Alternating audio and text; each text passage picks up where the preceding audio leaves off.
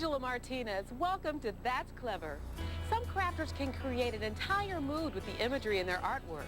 This artist from Texas sets the tone with his colorful weaving techniques. He's twisting silk to create a truly dreamy bookmark.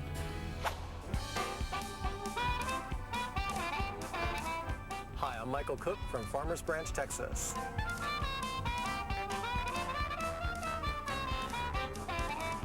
I'm here getting some leaves for my silkworms.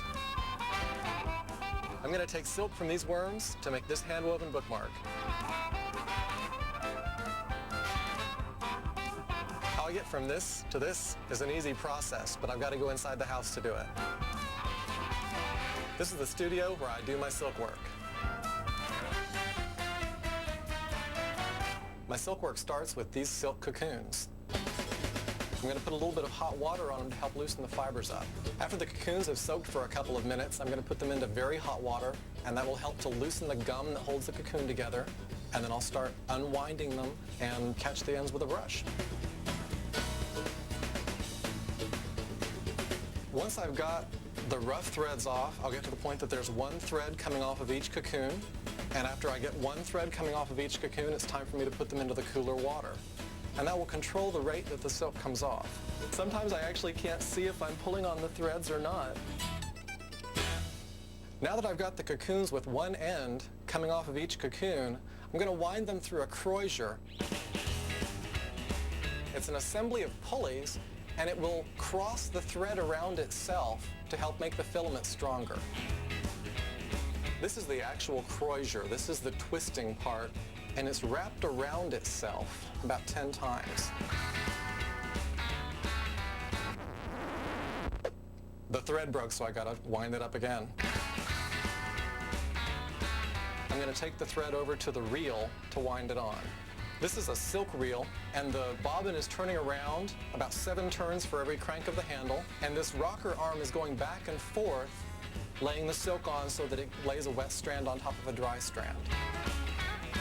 As I'm turning the handle here, the cocoons are unwinding like little balls of thread.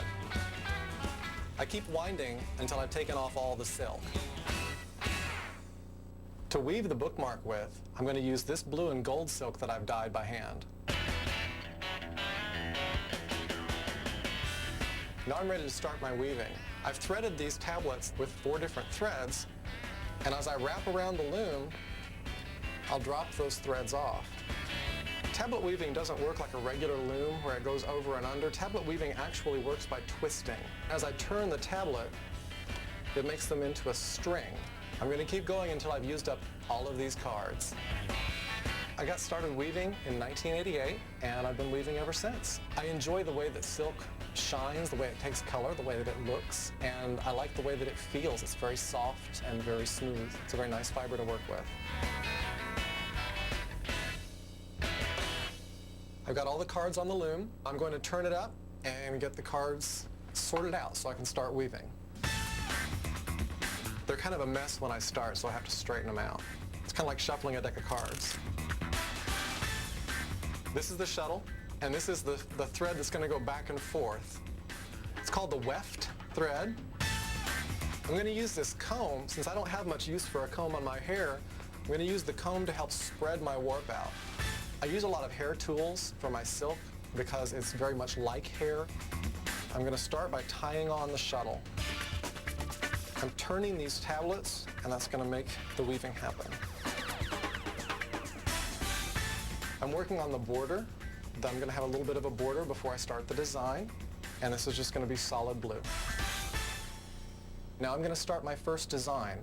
This design is a picture of the moon, and I started with a photograph of the moon and designed this on the computer. I'm going to follow this chart dot by dot. I'll just keep working like this and moving the ruler up line by line until the moon is finished. Now I'm done with the moon, and I'm going to cut this thread off and start with the lettering. The lettering uses a different kind of pattern and a different technique. I'm going to use a technique that brings the gold up from the bottom to make the letters. So I just keep going till I've spelled out the word dream.